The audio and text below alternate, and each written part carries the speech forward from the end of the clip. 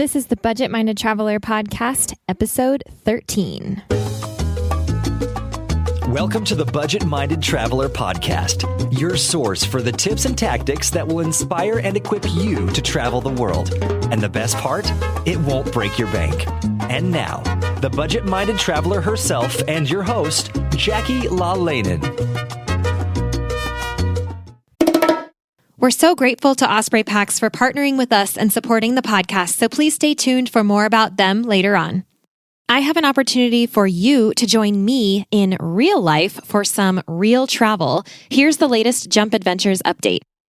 We are going to Greece for a bike and boat island hopping adventure this May 9th to 16th, 2025, and we still have space left. Check out jumpadventures.com to learn more and book now. We're going to have a yacht all to ourselves with ensuite cabins on board, so you get to sleep in the same bed every night as we start in Athens and make our way west toward the island of Corfu.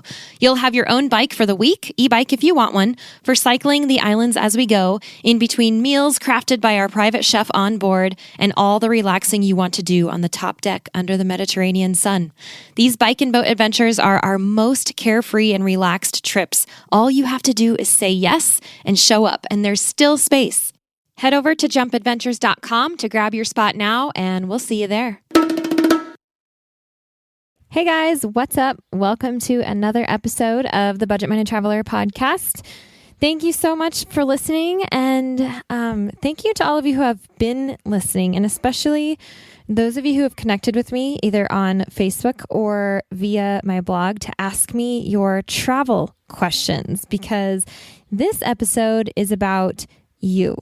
This is the first installment of the Ask Jackie sessions, in which I will answer listener questions that I feel are relevant enough to answer to my entire audience rather than just one person. Some of the questions that I've gotten are so great that I will actually be creating entire podcast episodes about them specifically. And then others of the questions are more of a quick answer style. And those are the ones that we're going to be getting into in these Ask Jackie sessions. So let's go ahead and just get into these questions. And by the way, if you have a question that you would like answered on the podcast, feel free to contact me through my blog. I will get back to you. And if your question is suitable for the entire audience, I would love to talk about it in the next Ask Jackie session, and you'll get a shout out with that. So on that note, here we go. The first question is from Michelle, and Michelle asks, What kinds of gifts do you bring to hosts you stay with for free? Do you need to give to Airbnb hosts? Are gifts expected? How does that work? So those are some great questions, Michelle. So for starters, some of you may be wondering how you would set yourself up with a free place to stay in the first place. And this could simply be an arrangement staying with friends of yours overseas, or friends of friends, or perhaps couch surfing, which is a program in which you stay on people's couches for free. And if you want to know about that, you can check out Couchsurfing online, couchsurfing.org, or I actually did a post about it at thebudgetmindedtraveler.com/couchsurfing. And Michelle specifically mentioned Airbnb also. And if you haven't heard of Airbnb before, definitely check it out. It's sort of a step up from Couchsurfing, where you actually pay to stay at people's houses, whether they are there or not. But you can find more info about that at airbnb.com. Okay, so the question of gifts. There definitely is an etiquette around this, and that's why I thought it was important to talk about on the podcast. I think you can probably guess it without my saying it, but basically it comes down to the fact that someone's doing you a favor, and the fact that you have respect for that and appreciation. So if you get to stay with someone for free, whether you know them yourself or through a friend or through couch surfing, I would say that yes, some sort of gift is a great way to show your appreciation. And it doesn't have to be expensive at all. Usually these things are not monetary. There's no money exchange in couch surfing or staying with someone for free. So this is more of a gesture of appreciation. So one thing that I like to do is just simply observe what my host likes while I'm staying with them, and then possibly get them a little something along those lines. For example, one time we were couch surfing in Italy, and based on a conversation we had, I knew that my host really liked to read, and we had discussed a couple of books, and one of them she hadn't read yet. And so we bought it for her in Italian and left it at her place when we left, just as a little thank you. We've had people stay with us who have cooked meals for us or left cards even, or little gifts, or a bottle of wine or a 6-pack of beer. Basically, the bottom line is that a little gesture of thanks goes a long way. And I would say that it's the least you can do for someone who is opening up their house to you and letting you stay for free. After all, you are saving money by not paying for a hotel or hostel. So even buying them a drink or a coffee out is better than nothing. It should easily be part of your budget. And so that goes for anywhere that you stay for free. And ultimately, it is up to you because, of course, gifts are not expected. That's not really what it's about. But I would say that the proper etiquette that is understood by most travelers is that something, just anything in the form of a thank you, is really greatly appreciated by the host.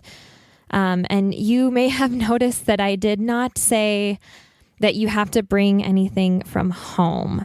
No way. Forget about bringing something from home unless there's like something really specific from your region or whatever that you want to give to someone. But I would say don't waste space in your luggage packing things like this. Just feel it out once you get to your accommodations, once you get to know your host a little bit, because these little gifts can come in many, many forms, even just doing the dishes, after you guys have dinner together or something. So, and as for Airbnb, no, you do not need to give anything because you're already paying to stay there. Airbnb just doesn't work the same way.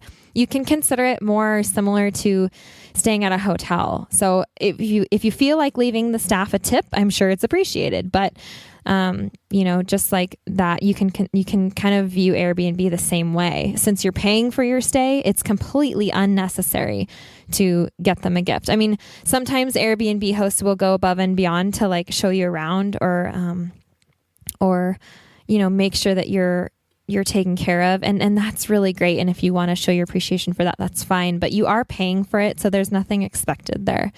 So I hope that answers that question and clears up any confusion around getting gifts for your host. So thank you, Michelle, for that question.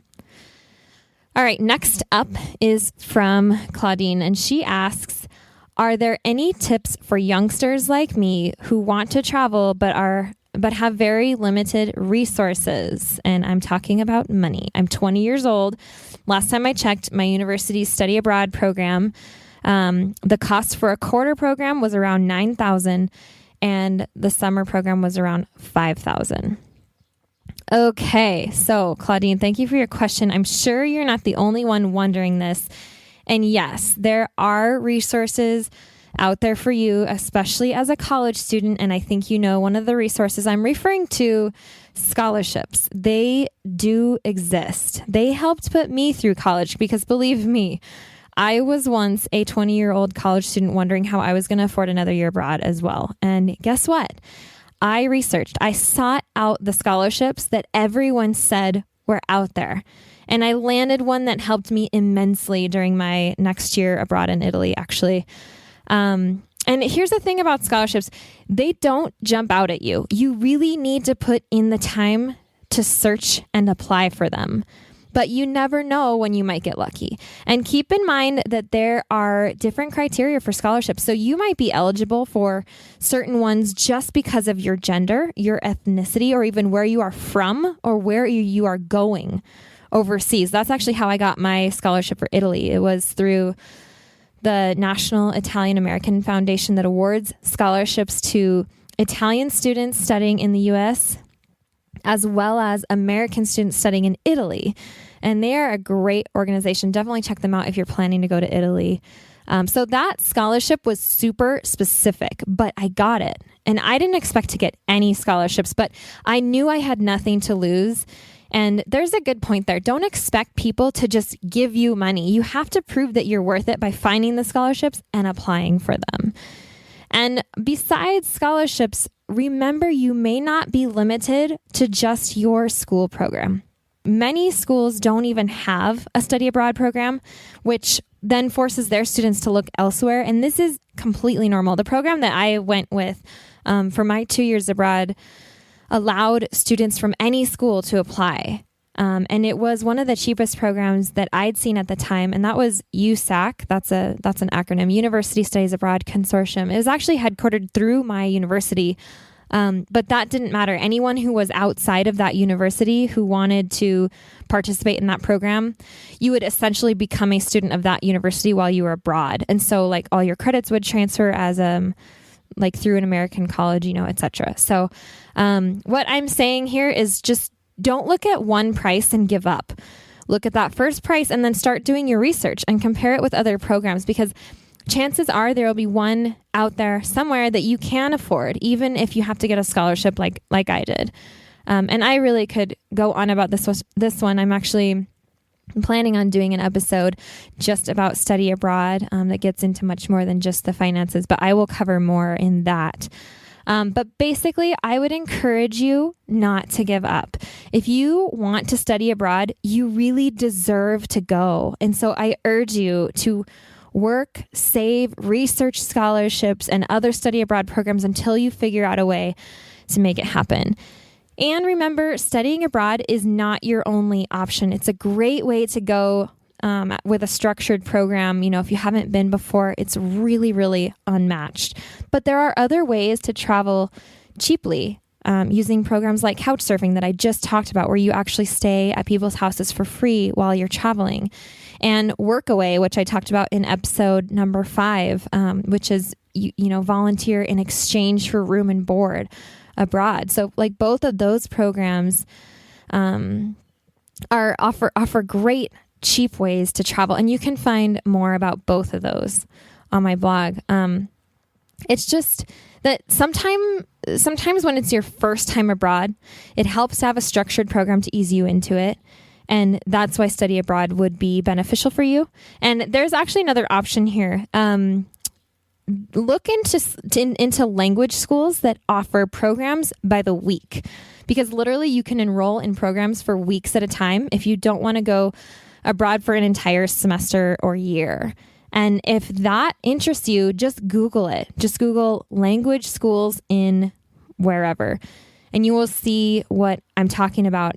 They'll start popping up, and you'll notice that these programs are by the week. And sometimes when you're a beginner, you have to start on a certain week, when they allow other beginners to start. But usually if you're more advanced in a language, then you can start any week of the year. That's actually what I did when I went to Brazil.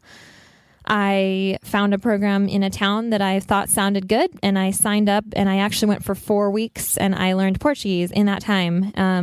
It was definitely harder. It was different. It was harder to make friends because people were coming and going in the school, but it was still an amazing resource and a great opportunity to get to Brazil and learn Portuguese. So keep those in mind. I think mine, if I remember correctly, it cost me $1,400 for 1 month of room and board and school. So I had I think maybe they only covered breakfast at my homestay, but I stayed with a girl who was 30. She was technically my host mom, but no, she was like a sister, and we became really great friends. And it's just one more awesome way to get abroad with some sort of help, structured to a place maybe that you haven't been before, and just, get to do it cheaply, because I think that $1,400 for 1 month in Brazil was pretty great for all that I got out of that, including learning Portuguese. So you can use that as a resource to learn language and get abroad.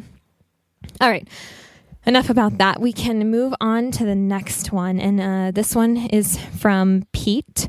Pete says, should I buy 2 adapters for myself? Should I buy a voltage converter? And I know that Pete was heading to Scotland. So what I told Pete was, first of all, no, you don't need more. You really don't need more than one adapter. And the adapter is, what you plug in. You plug your appliance into, and then you plug it into the wall, because adapters all around the world plugs all around the world, the outlets are really different. And so generally you can just buy one adapter that has all these different types of countries in it, so that it works for whatever type of plug you have. And what I told Pete was he was only planning on going, I think, for 2 weeks. I chatted with him a little bit about it. And so in 2 weeks' time, you shouldn't need more than one. I mean, unless you plan on charging all of your things at once, you really shouldn't need more than one adapter per person. I mean, we only have one, Nate and I, and we have one between the two of us. When my brother Daryl travels with us, we still only bring one, and we just share it. We just make it work. I think their adapters are about $20, so they're not really expensive. You can always have another one, and they're small, whatever. But I would say you do not need two. Just space your charging out so that you can, share the one with all of your electronics. We'll come right back to that. Let's take a moment now to thank our wonderful show sponsors. Osprey is the market leader in technical outdoor, travel, and everyday packs. And I've personally used Osprey packs since 2015. My favorites are the Fairview Trek 50 for multi-day hikes, the Cirrus 24 for day hikes, the Transporter Rolling Duffel 60, which is my trusty check luggage for faraway adventures, and of course, the countless packing cubes I use to organize everything that goes in them. We are proud to support each other on the podcast and beyond. We love getting outside, and we want to see more people outdoors. So find out more and join us at osprey.com. And then the question about, should I buy a voltage converter? And this is a great question. And by the way, you guys, I actually did a blog post about this. I'll put the link to it on the show notes page. But if you go on to my blog and just search outlets, you'll find it. So it's really laid out really well in that post if you want more notes on this. But so the reason you would need a voltage converter is because the voltage amounts are different across the world. So like in the US, our outlets are 110 volts, and in Europe they're 220. In most of Latin America, they're actually 110 or similar to ours. And even the outlets are shaped similarly throughout Latin America. And so you wouldn't necessarily even need an adapter or a voltage converter. But since Pete was going to Scotland, this was my advice to him, is that, okay, you don't need, I asked him what he was bringing, and he mentioned he had basically a string of iProducts. There was an iPhone, an iPad, and so if you have Apple products, you do not need a voltage converter, because if you look at the little white box that plugs into the wall for your iPhone charger, or your laptop plug, like there's a white box for all the Apple products. And if you look at the small print on it, it'll say that it can go from, 110 up to 220 volts. And so if you fall in that like Europe does, then you don't need a voltage converter, because it's safe to plug it in at that voltage. So definitely check your electronics to see if they do that. Another example of something that does that is your camera battery charger. So I use Canons, but I assume that most camera battery chargers will do the same thing, but it's that big box that your battery kind of just hooks onto and plugs into the wall. So look at the box, look at the back of it, read the fine print, and it should say that it goes from 110 to 220. So as long as you're covered, you may want to check out my blog post just to see. I have a link on there to like all the outlets in the world, so you can see where you're going, what kind of outlet they use, what kind of voltage, all that stuff, so that you will know before you go what kind of voltage you're looking at and whether your things will be safe.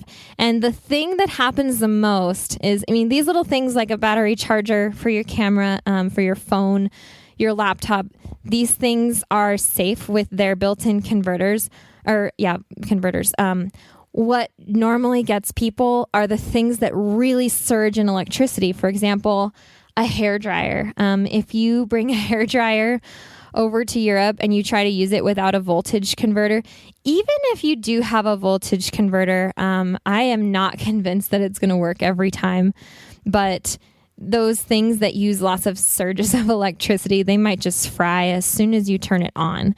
I've heard of so many times people losing their hair dryers to outlets because of voltage. And same thing goes for men. Your electric razors will do the same exact thing. So hair dryers and razors, those are the big things to watch out for that you're bringing overseas with you. Otherwise, your Mac products, your camera chargers, those should all be covered. If it makes you feel better, go ahead and get a voltage converter. You can get them. I think I have links to them on my post as well. And I think they might run you about $20 as well. And you could probably get a combined one for, a little bit more, like an adapter converter for maybe $40 or something. I'm not really sure. But I actually do not own a voltage converter. So if that helps, I have never owned one. I want to say I have lost at least one hairdryer, like when I learned my lesson. But I actually, when I lived in Europe, I bought a hairdryer over there, and it was like a travel hairdryer, and it folded, and so I would just use that because it just worked perfectly in Europe, obviously, since I bought it there. And I know that Nate has lost, I think, a razor when we were in Europe. But however you want to do it, I would just recommend skipping the hairdryer and razor when you're dealing with voltage differences, because you never know what might happen. So read the fine print, decide for yourself. But I personally do not own a voltage converter. I don't think it's necessary as long as you do it right. So check out that blog post for more notes on that. I'll put it on the show notes, and I'll have the show notes at thebudgetmindedtraveler.com/13 for this episode. All right. That was long-winded. I'm sorry. Let's move on. The next question is from Megan. Are there any programs similar to Workaway that are designed for families? And I loved this question from Megan because it actually came right after I did my episode on Workaway. And I failed to mention in that episode that many Workaway families, many Workaway hosts, I should say, are family friendly. And so you don't have to look outside of Workaway to make that happen for your family. A lot of Workaway hosts are families themselves. And so if you're traveling with your children, you can still use Workaway. I would definitely recommend that you get on there, check it out. There's Workaway. There's also helpx.org, I think it is, or helpx.net. I'll put the right link on the show notes. And then, of course, there's Woofing, which is the organic farming one. And I'm not sure, that might not be so family friendly if they're just doing farming. I don't know, because I don't have experience with Woofing, but I'll put those links on there because definitely it varies by host. It's not a program rule that you can't accept families. And so if you are traveling with your family, just when you're looking at Workaway, just search for Workaway hosts that will accept families. And I mean, they'll put you up, and a lot of them have kids themselves. And so definitely look into that. Do not count yourself out just because you are traveling as a family. And the same thing goes for couch surfing. You have each couch surfing host is allowed to say what their preferences are, whether they want to host children or not. For example, our place, like we are couch surfing hosts right now because we're not traveling. So we're hosting people, and our place is so small and we have a big dog. So we do not accept children on our house or on our couch surfing profile. And you can read that as soon as you see who we are, So as if you're couch surfing and looking for places to stay for free, just look at that part of their profile to see whether they accept children or not, because everyone's preferences are going to change. So these resources are definitely available for you families as well. It's just, you might have to look a little harder for those people who accept children, whether it's Workaway or couch surfing or whatever it is. So don't count yourself out just because you're traveling with your family. So good question from Megan on that one. All right. So moving on to the next question. This one is from another Michelle. Does the same rule of booking on Tuesdays apply to budget airlines? Is it normal for the price to be so high, so close to the departure date?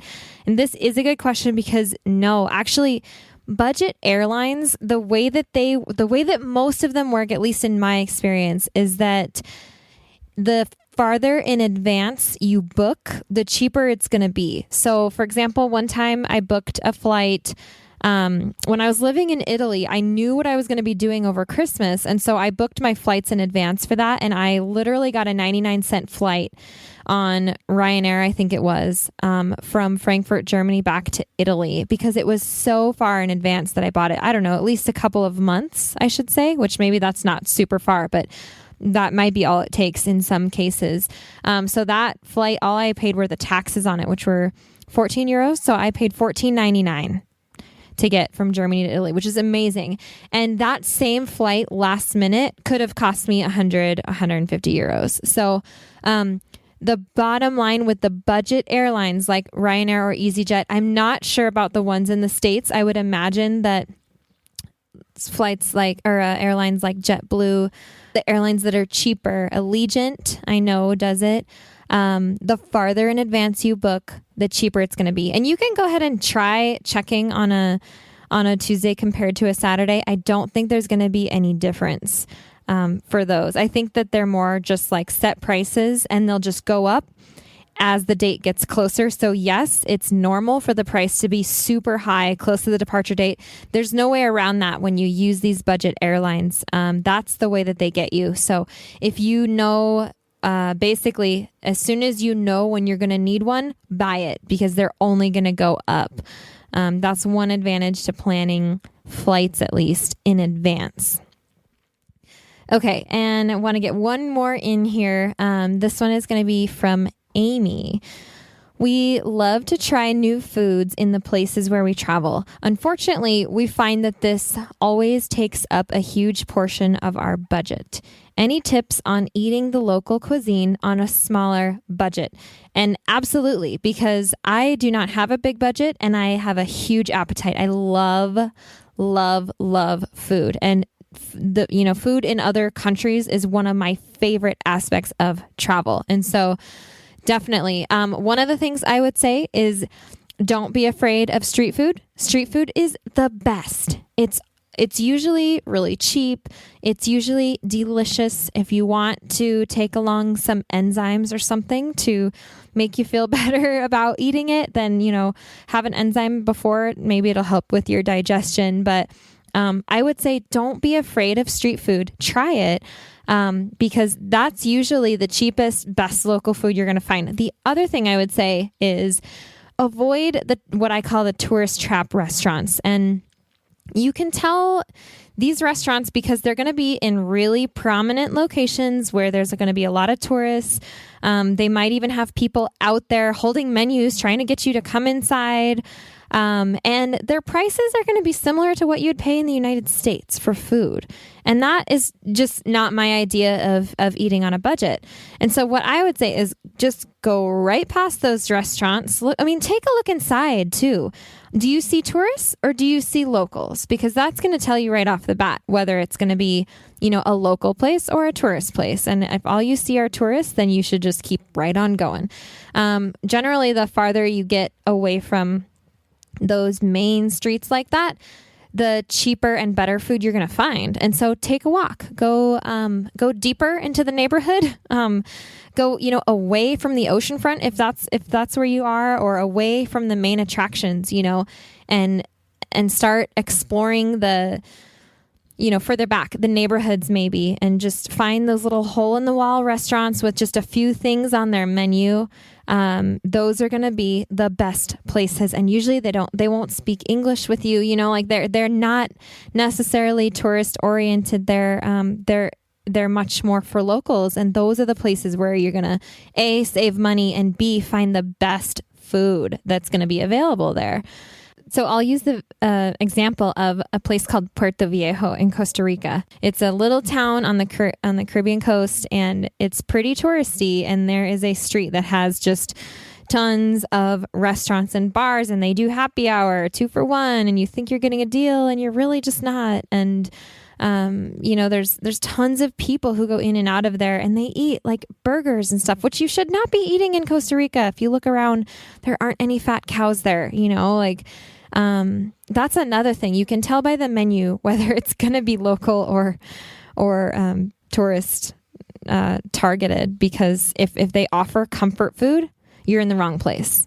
Like, you want to get back to where there's a local menu, and just down the street from it's actually on the same street in this little town, Puerto Viejo, the same street as all these fancy tourist restaurants. There's a chain link fence, and there's like this tiny little cubby of a restaurant with just a couple of tables And the women there are like always watching telenovelas, like the soap operas in Spanish. And they have just the simple menu, and the food is so good and so cheap. And that is exactly what you should look for. Where you see a crowd, walk away. A crowd of tourists, obviously. When we were recently in Cabo is an expensive place. Whoa. And we had been staying up the coast about an hour from Cabo, but we went there for, I think, 2 nights, and we made the mistake of eating down on the marina one night, and it was expensive. The food was not good. It was an Italian restaurant. That was probably our first mistake, but it's also like, I can't help myself when I see Italian food. I just love it so much. And so, but it wasn't Italian. It was not very good. It was way overpriced. The only people around us were tourists. We should have known, and we did know, but for some, we must have just been hungry and we ate there, and it was like a terrible experience. And, on the other hand, we found a couple of restaurants. They're literally like 3 blocks away. But the fact is that they're not on like the main boulevard where everyone's walking and shopping. They are just a couple of blocks back. There was like a huge line of locals at this little place that had a couple of stools. It was like a taco truck style place. And man, all these locals would just line up there for tacos at like 9 a.m. It's like, it's gotta be good if there's that many people there at 9 a.m. for tacos, But those are the places that you need to look for. Is make sure that you see lots of locals where you're going, or at least just not a lot of tourists, like get away from the main roads. And those places are going to be affordable because the locals will be the ones eating there. I think that, this place that we found in Cabo, it looked like people ate there 3 meals a day, like at all times of the day. The place was just full. There was that taco truck. There were a couple other places right around that same area that they were really cheap, and they were just full, like jam-packed with locals. It just kind of blew our minds, and it was awesome. Like, that is exactly where we wanted to be. And the food was really good, and we saved money. We ate breakfast for like, $5, I want to say, for both of us. Maybe not even. But in Cabo, when you can spend $20 each, that's cheap, So, I guess that was another long-winded answer, but basically stay away from tourist trap restaurants. Where you see lots of tourists, go the other way. Look for the small hole-in-the-wall places. Try the street food. Try everything. The food is the culture, so definitely indulge in the food. You just don't have to do it at the nice places where, a glass of wine is the same price it would be in the States. That's just not what it's about, for me at least. So I hope that helps. I definitely encourage you to explore with food wherever you are, because there is some good stuff out there to be tasted. So, all right, I'm going to leave it at those questions for this first session of Ask Jackie travel questions. And remember, if you have a question, if you were inspired to ask something you think that maybe more people would benefit by the answer, or even if you just have a question for me, for you, I'm happy to talk with you and connect with you. So you can connect with me on my blog. Just go to the contact page. There's a form there. You can email me that way. And yeah, I definitely look forward to hearing from you. And on another note, you guys are awesome. Thank you so much for listening to this podcast. I know that there are literally people all over the world tuning in, and that is incredible to me. I feel so honored to be here talking with you, in your car or on your run or wherever you are at the moment. It's really, really special to be able to communicate with you in this way. And I really appreciate you for listening, and for recommending and for reviewing. And on that note, you guys, if you have not given me a review for this podcast yet, I would love for you to do that. It only takes a couple of minutes. And really, as a podcaster, that is my best form of referral. It really helps a podcast to review it. That's what promotes it, And so I would love to partner with you in promoting this podcast. And that is one way that you can help me, is to leave me a review in iTunes. I think I'm up to 40 5-star reviews, which is exciting for me. So thank you guys so much. Those of you who have reviewed, you are making me you are the ones encouraging me to keep going. So I so appreciate all of you who are reviewing. And definitely, if you have not reviewed yet, please go and do that. I would really appreciate it. You can do that just through your iTunes app, either on your phone, through the podcast app on your phone, or through iTunes on your computer. And if you need help, you can go to thebudgetmindedtraveler.com/podcast, and there are instructions there for leaving a review. So thank you so much in advance for doing that. I really appreciate it. So once again, you can find the notes from today's episode at thebudgetmindedtraveler.com/13. I'll have the show notes there for you. And I will see you in the next episode. Thanks, guys.